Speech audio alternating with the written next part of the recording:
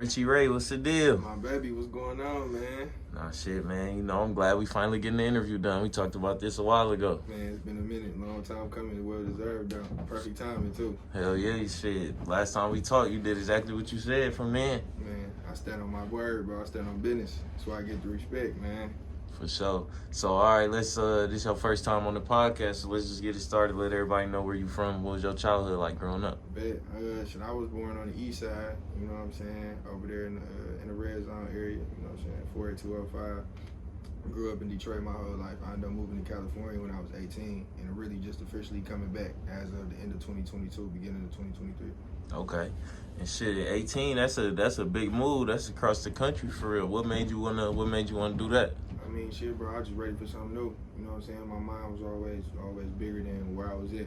You know what I'm saying? And I always saw the world in a whole different space, knowing it's a whole world out here. So I ended up wanting to design clothes and do fashion. So I ended up just going to fashion school out there. You know what I'm saying? Ended up just trying something new. You know, ended up doing fashion school, and I ended up dropping out like, I want to say like a year and a half after. And then after that, just started my own business, venturing, you know what I'm saying? Doing different stuff, hustling, trying to find myself, you know what I'm saying? I just wanted the whole change of scenery, bro, so I can just turn myself up and find myself as a person, you know what I'm saying? And then come back and be on the type of time I'm on right now. Okay, so after you dropped out, like you stayed out there. Yeah, I stayed out there. I ended up getting my crib, all type of stuff. I had like 2 cribs, and that in the three extra years after that, ended up having my own crib, own car, had my own business going, just moving and grooving. You know what I'm saying? Just starting building my world up from scratch. Okay, and like when you that far from home, it's like you by yourself for real. Yeah. How was it like? How did you deal with having to drop out or even deciding to, and then just saying like, no, I'm gonna really just stay out here and do my thing with a business and all that? Just believing in myself, bro. Like I always been a person to bet on myself, take risks. You know what I'm saying? And I always, like I said, I always wanted more. Always been wanting to go for more. And plus, I was getting to money. You know what I'm saying? So it wasn't nothing like I felt like as long as I had some money coming in, I could be able to support myself, pay my bills. You know what I'm saying? Do the regular stuff, and then venture off and do everything else extracurricular outside of the main necessities that need to be taken care of. So I just found a way to maintain it. You know what I'm saying? A lot of ups and downs though. You know what I'm saying? But I just wanted to bet on myself, bro. Like waking up to palm trees and having different people you bumping into, you know what I'm saying, that's really having motion that'll make you not want to go home. You know what I'm saying? That'll make you want to find your way out there, and that's how that shit was for me. How different was it? Like just being 18 and being fresh out there on your own. Like how different was it from home? It was a culture shock. You know what I'm saying? It was a culture shock for sure. Like I'm in a whole different environment. You know what I'm saying? I'm somewhere that I don't have no family. I don't know nobody. You know what I'm saying? It's just me starting over from scratch at 18. You know what I'm saying? But being in school, knowing I wanted to do fashion kind of helped though, because it wasn't like I was out there lost trying to find what I wanted to do. I kind of went out there already focused with the right mind to go out there and handle my business, you know what I'm saying, regardless of what happened and come my way. So school was the priority, was the mission at first, and then, you know, just wanting to take a chance on myself and build from there. So, okay. And with the fashion, like when did you first get into that? Like, man, I've been wanting to do clothing since I was in high school. You feel me? Like I used to want to do fashion like when I was like 16, 17, you know what I'm saying? Before I knew about like cutting sewn garments and the real high-end, one-on-one exclusive type shit. I wanted to always sell clothes like t-shirts, hats, you know what I'm saying? My own jogger sets, you feel me? I started when I was like 16, 17, but I didn't have the support at the time that I needed, because the focus was supposed to be on school. You know what I'm saying? Like I grew up in that type of that household where school was everything. You feel me? So anything outside of that really wasn't. My grades wasn't good to get the support from my people that I wanted. So nigga just was, you know what I'm saying? It started there, and then I ended up just strapping my nuts on, bro. Just being a self-made entrepreneur, taking my own risk, and going from there and building on top of that. Yeah, and like even just listening to you is something like, did somebody instill that early into you to bet on yourself? Yeah, for sure. I grew up around all OGs, bro. You know what I'm saying? Like, I grew up around all OGs. Like, I was, like even said in my song on Memories Faded, I was watching all my OGs come pull up in Rovers, figuring ways to get rich and not go blowers. For real, like, the game was given to me early, bro, early. Like, I just knew how to go out there and get it. I watched all my cousins go bet on themselves. Like, I come from a family full of entrepreneurs, and you feel me, and people just going after their dreams, like just going for it. I done watched a lot of my older cousins, even my granddad. My granddad was a big influence on me. I watched him bet on himself. Betting on yourself was just something that was like, bro, you gotta do something like this. Rapping, clothing, school, whatever the lane is, bro, you gotta go hard at it. So really giving up and not falling into anything was out of the question, bro. You know? Okay. And so like when you betting on yourself, what's the what's the key to keep doing it if maybe the last time you did it, it didn't go how you thought? Faith. Faith is the common denominator with that. Because without faith, you can't do nothing. You know what I'm saying? If you don't believe this can happen, if you don't see it in your mind, if you don't catch a vision for it, bro, you ain't gonna be able to do it. You're gonna just be following behind other people, or you know what I'm saying, not really going for what you want to do. So just knowing that it's a better life, bro. And I think being in Cali was inspiration for that, because I'm watching all these people pull up in Lambos and just going to different events and going hanging with different people. Like, these niggas rich, bro. Like, they rich. I'm like, bro, and a lot of the backstories, like, having conversations with all different walks of life, bro. People from New York, people from Atlanta, Florida, everywhere. It's in Cali. So just having different conversations, bro, just hearing the backstory, how you can really come from nothing and bet on yourself and just build yourself up, it made me want to just, like, no matter how many L's I was taking, bro, if I took one, I'm going to go back at this shit again, because you learn from all your failures. And that's what a thing that I pride myself on, is learning from all my mistakes. Like, my life ain't been peaches and cream, or like just straight through. Like, bro, it's been a lot of fuck ups. So just learning from that and knowing that once you better that, you feel me, mistake, and learn from that, you can move forward with your shit. Okay.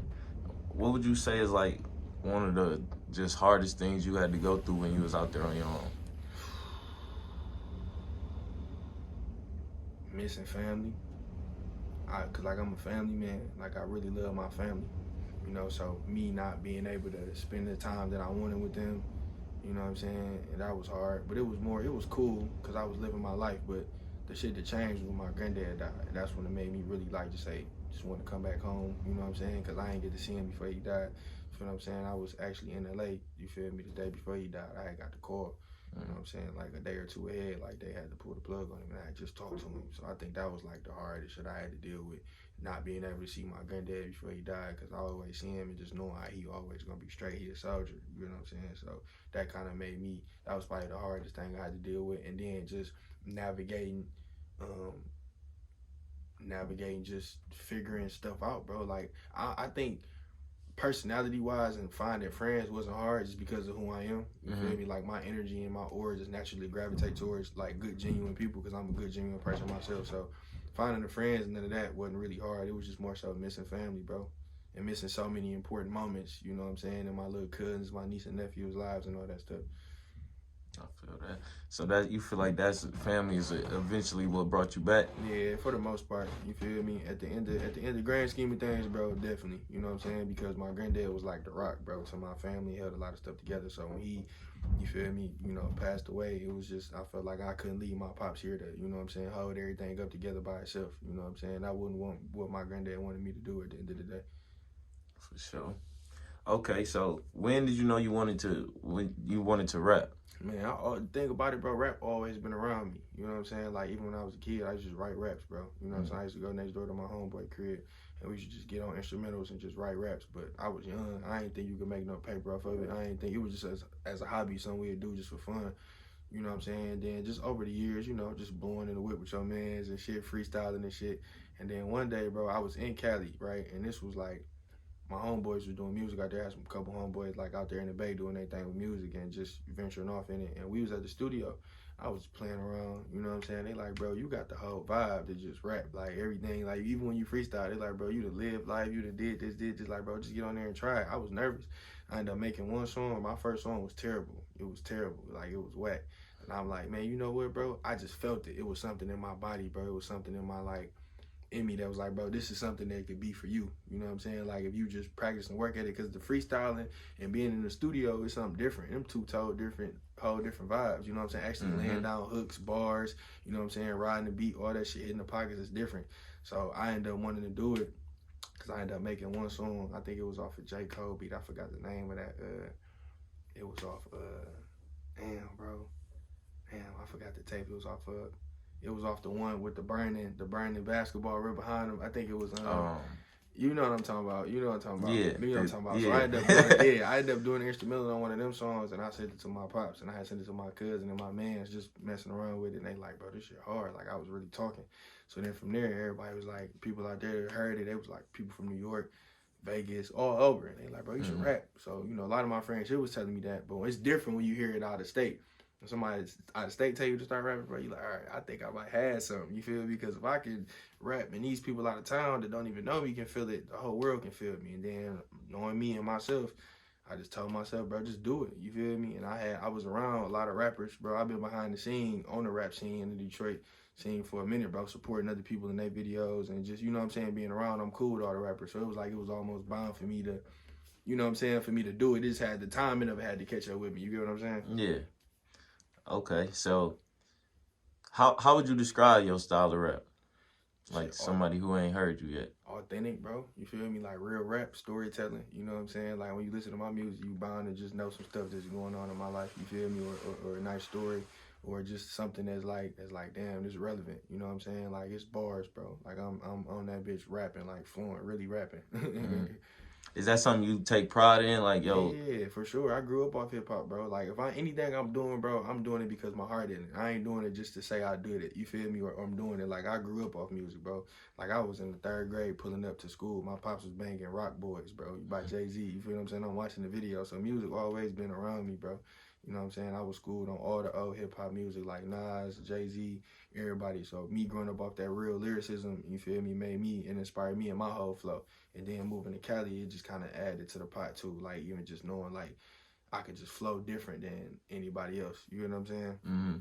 Is it like they say in Cali, like when you from Detroit, y'all kind of just got that connection? Like when you tell people you from Detroit? Yeah, off top. I done been into a lot of rooms and a lot of places just off the strength of me being in the D. Me being from the D, you know what I'm saying? Of course, I'm a cool, seasoned nigga too, so I ain't out here just, you know what I'm saying, doing anything, but you gotta have the right vibe on you. Mm-hmm. You know what I'm saying? So at the end of the day, that's how that shit go. You feel me? So it definitely played a huge part of it though. So I do it off the love. Okay. And so you dropped your first project last year, Long Way Home. Yeah, long way from home. Yeah. So tell me about like that when you was deciding like, all right, like, is people telling me to rap? I believe in myself now. I'm finna put a tape together. Like you done got to that point. Yeah. Well, Man, honestly, bro, everything was like meant to be. Like the whole story from just even going to the studio, how I linked up with producers, the producer to make that tape. Shout out to Drew Beach. He was engineering in my cousin's studio at Ambassador Studios, and I ended up linking with him. I was back and forth coming home from Cali and here, just moving around, and I was ended up pulling up to Cuz Stu. And then, this when I was working on Long Way From Home. Well, before I started working on Long Way From Home, I was just like playing around with Cuz, you know what I'm saying, going to the studio. And then Drew was like, bro, you should rap for real. Like you should let me send you a couple beats and whoop whoop. So he sent me a couple beats, and I took them beats that he sent me. I went back to Cali, I went back to LA, and then one day I was just vibing, bro. And I'm just like, man, let me cut these beats on, see what they talking about. You know what I'm saying? And it just was going, bro. And then I ended up linking up with somebody who had a studio out there. You know what I'm saying? That's a whole another story. That just was organic. Everything was just meant to be, bro. You know what I'm saying? Like just going there. And then when I made a couple songs, I just was feeling. I'm like, bro, this is the lane. This is the lane that I'm gonna do. You know what I'm saying? Because I had bro, before Long Way From Home, I was down there about to crash out, bro. Like on some.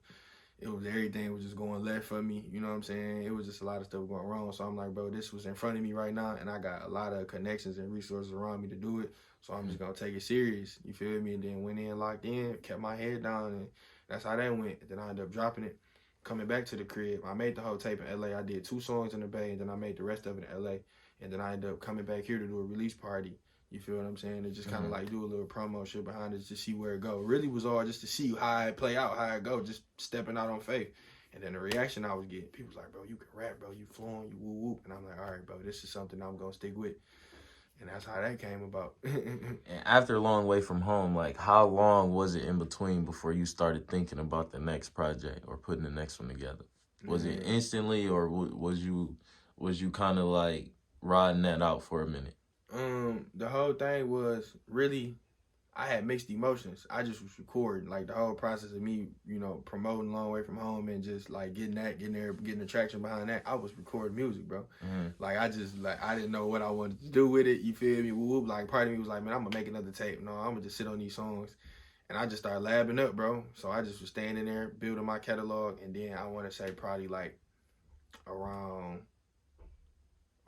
July or August, I'm like, bro, I think I want to drop another tape. You feel me? Like, cause the feedback I'm getting off Long Way From Home is crazy. Like people out west in California banging my shit. And it's just like, I'm looking at the shit and it's like, damn, this shit moving, bro. So I'm like, I'm about to instantly start putting together another tape. So my pops, bro, he was like, man, you need to do you know, like I said, all my homeboys, they rap, bro. Like, all my, like, people that's on right now doing their thing, up and coming, like, I got real ties with them on some, you feel me, like, just behind the scenes type of time. And Pops was like, bro, you need to do a tape, bro, and do, like, features. Like, now that you back in the city, bro, just collab with a lot of niggas that you fuck with personally, you know what I'm saying? Like, and make a tape. And really, that's where that inspiration came from. I'm like, man, you know what you write. And then people at the time, niggas was hitting me up like, bro, your shit going. Like, let's hit this too, let's hit this too. Like I say, bro, it was like real support and real genuine connection throughout the whole process, even from other artists. So I'm just going in the studio, working, labbing, connecting. And it just, one thing just led to another, bro. And I'm just like, you know what? I'm going to go ahead and drop this tape, bro. And I was just listening to all my music I had. I'm like, I got some shit, bro. I got some crazy ass shit that the world need to hear. Niggas like, bro, drop this shit. Put together Sully, bro. You feel me? And it was just like a story from picking up from just like the life from long way from home, from Cali, and then transitioning back into the city. You know what I'm saying? Just finding my way, grooving. You know what I'm saying? Figuring out what's next. And the whole time just telling stuff that was life that was already lived, bro. For real. And then just collabing with the other dope artists that's coming along. And then that's how that went from there. Yeah, I was gonna say Sully seemed way more like intentional, like the way you put it together. Yeah. It was like a lot of thought behind it. And how did you go about choosing your features, like who you wanted to work with? Because like you got like the people you got on there definitely is all like some people that's making noise in the, you know, in our scene. For sure. And like, and I fuck with everybody on there, but I really feel like people be sleeping on Jody Joe for real too. Yeah, they sleep on Cuz. They sleep on Cuz. And it's crazy because them features on there, bro, is really family, bro. I don't really do the whole, like, I work with people, I collab with people, but for the most part, bro, like, I'm really tapped in, bro. Like, I'm really tied in. Niggas that know me, I got a lot of people that I know. So it's like, I'm fucking with people based off the strength of I know them, I fuck with them genuinely behind music, and I think they talented. And you feel me, like cats like Jody Joe is underrated as hell. You feel what I'm saying? And I feel like bro been going for a minute, and we got a bond. You know what I'm saying? So it was organic, bro. Like the whole tape, nothing was forced, bro. I didn't pay for a feature. I ain't had to go out my way to ask nobody, bro. Like nothing. Like every feature on there was like I had met. I already knew him, or like Tuski, I ended up meeting him in LA. I bumped into him through school. You know, me in school, that's my man's, that's my baby. And I ended up bumping into Tuski living out there when I was with school. We was just going to the studio, just moving around. You know what I'm saying? And I ended up coming across him, and we ended up having some ties. Like our pops know each other. You know what I'm saying? So everything just was on some organic type of time, and then we just was like, bro, we fucking with each other. Wow, we might as well do some music. I hit niggas up. Like, bro, let me get a verse from you so I can put this tape together. And niggas sent it back quick. You feel me? Everybody. You know what I'm saying? It's love. Shout out to everybody that was featured on Sully, man. Y'all did y'all thing, and I appreciate y'all for sure. I just want to let the world know that, bro. I'm very appreciative and thankful for that circle and that inner circle that I got, for y'all to show the love that y'all showed to me to help me, because y'all see something in me to help me go to the next level. Because I'm new in this game. This is my second project. All these cats, they 4, 5, 6, some 10 tapes in. You know what I'm saying? So it's much love and respect. That's just speaking to my character, bro, and speaking to the type of cat I am for me to even be able to have those type of features. Like, I look at it deeper than rap. You know what I'm saying? It ain't just for no clout. It ain't for none of that. It's real, genuine love there with everybody, so. And they ain't nobody give you no half-ass feature. No, everybody either. put their all into it, and that's why I fuck with it, and that's why I threw it on the tape, because I respect it. You know what I'm saying? Niggas are just giving me my flowers, bro, and that's love, and that's why I support niggas. Like, even when I, you know what I'm saying, do music or on the gram, I support everybody, bro, because I believe in building it together and building a community together. You ain't got to do nothing by yourself, you know what I'm saying? Especially if you got that circle, you know what I'm saying? You should put your people on and uplift them and give they all to everything, especially if they see you taking it serious. Like, another thing was people starting to see I was really, really taking this rap shit serious. It wasn't no phase for me. You know what I'm saying? It was like, oh yeah, bro locking in, he ready. You know what I'm saying? I'm in the studio day in, day out to sun up to sundown type of time. And people was noticing that work ethic. Like, yeah, you ain't half-assing with this shit, so I'm gonna give you my best work. And then it's the type of nigga I am, bro. I'm real lyrical, so when I was stepping in the booth, you feel me, like just rapping, they like, oh yeah, bro, really rapping. Like, niggas be like, bro, you really, really rapping. I gotta get in my bag. You feel what I'm saying? So. Yeah. And I know you've been fucking with the lyricism, like, and listening to music for a long time. Who's some of the artists that inspired you for real, like, growing up? Off top, Nipsey Hussle for sure, all the way since Mailbox Money. You know what I'm saying? It wasn't even more so about like the rap, you feel me, like him being an artist. It was the mantra, it was what he stood on, you know what I'm saying? Like, a lot of the cats I looked up to felt like I had good character, you know what I'm saying? I ain't get a chance to meet them personally, but like niggas like Nipsey, I fuck with Hov, his movement, you know what I'm saying, how he built the brand. I fuck with Ross, you know what I'm saying? I fuck with Wiz, I fuck with Larry June, Babyface, Young Thug, Future. My list is go from all the way from the 90s. Oh, I can't forget about Nas. My list go all the way from the 90s all the way to the current, because it's just so much, bro. You know what I'm saying? Like, I just definitely grew up off listening to Nas for sure. That's where I get a lot of my inspiration from. Just the wordplay, the storytelling, like how you can just talk from a point of view of a gun, like, you know what I'm saying? Like, just stuff like that he was doing on the lyrical storytelling side, even Biggie. You know what I'm saying? So having that influence, bro, and knowing that that's what I appreciated, you know what I'm saying? So it's gonna make me jump in my bag and rap like these niggas did, you know? Yeah. Who's some of your favorite artists right now? Man, honestly, bro, I'm gonna have to go with no specific order, but definitely Shotty Cash. Cuz be talking, my baby be talking for real. Man, his latest shit so crazy. Man, what he in that one groove right now. He tweaking out right now. I fuck with Face, of course. You know what I'm saying? Gotta pay homage to Face. I'm really a fan of School. School makes some dope music, bro. School makes some I got a couple songs by him I listen to all the time. He makes some dope music. I fuck with man, it's crazy, bro, cause the more I'm walking down this artist path, bro, and making music, I'm starting to listen to my friends more than I'm starting to listen to the mainstream cats. You get what I'm saying? Like, I'm starting to listen to the niggas that I'm with every day, because I feel like personally they make hard music, bro, compared to just a lot of people. You know what I'm saying? So I say definitely DR the Ruler. I fuck with Big Baby. Big Baby be flowing. Tuski, of course. Who else, man? I love me some Larry June. Larry June off top. Larry get me going. I gotta start my day with Larry. I still keep Meek in rotation. Wiz, for sure. Home Alone, D-Rock, he hard, he from the city. Man, my list go on, bro. I'm listening, my list go on, bro. I'm listening to my friends, though, the people that I know that know other people or know people, you know what I'm saying, and that, because I think they just make better music. So, how did you feel about, like, cause Sully ain't been out that long, but how you feel about the reception you've been getting from that? Hey, I'm not gonna lie. The feedback is crazy right now, bro. Like, the streets eating this shit up, bro. I'm talking about from both sides, from the West Coast to here. Like, for this to be my second project, bro, and me coming how I came behind this, bro, with the features and the lyricism and the storytelling, I feel like, bro, I'm gonna be a real problem to the rap game, bro. Like, and I just feel like Sully is just that's just like a boom, you feel me? Okay, I see what bag you wearing, right? You know what I'm saying? Every song different. I just wanted to show my range, you get what I'm saying? Like, every song got its own vibe, from rapping to the girls, it could be, you know, anything. So, like, the reaction is crazy, bro. The numbers doing this thing.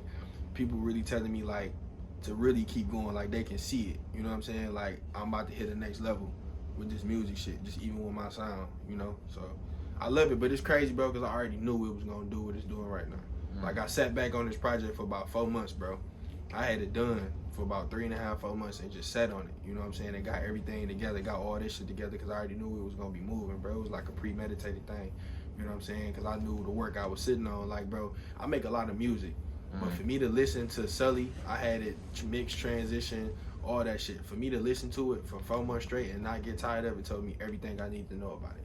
You know what I'm saying? Like, as an artist, when you listening to yourself and you play back your music that you made, you know when you got some shit. You know what I'm saying? You know what you do and you know what you don't. I'm going to keep this on tuck rhyme, bro. It was like, this shit got to go. You feel me? Like, because these the ones. You know what I'm saying? So, I'm personally proud of that, bro. And I'm looking forward to my next projects and me growing as an artist, bro, because I'm developing quick and it's happening quick in front of y'all, bro. Like, it's happening real quick, bro. What do you feel like is your next steps that you intentionally trying to take? Man, just perfect the business, bro. You know what I'm saying? I definitely want to tap back in the clothing aspect. You get what I'm saying? I definitely want to get back in the clothing bag, bro, and just and bring the brand together. You know what I'm saying? Make everything make sense. So I just want to keep growing as a man and keep growing as an artist and keep taking chances and betting on myself and just keep stretching myself. You know what I'm saying? Find a better sound. Like, every tape, I want to make a better sound than I did before. I want to work on my wordplay more. I want to work on integrating the whole sound and bringing everything together. You know what I'm saying? Like, even consistent, more hooks. You know what I'm saying? Like, really making hits, bro. Really making music, because I feel like I can do that. So my focus is just to keep growing and focus on a business. Like, because I feel like if you can keep yourself afloat as an entrepreneur, bro, you can support your music. You know what I'm saying? Like, if you figure out ways to take care of the business first, bro, the creative shit gonna come.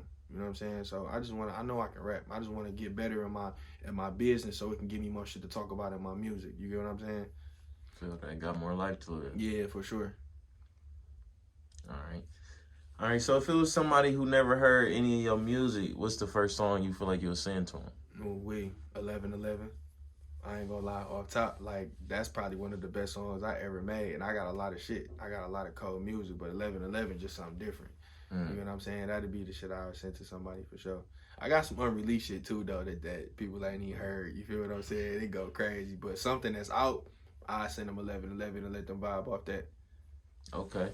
And what can we expect for the rest of 2023? Consistency and hard work. You feel me? I ain't gonna toot my horn. I ain't gonna say I'm about to do this. You just gonna see me work, bro. You feel me? I stand on my words. Like I told you, I was gonna come how I came like this.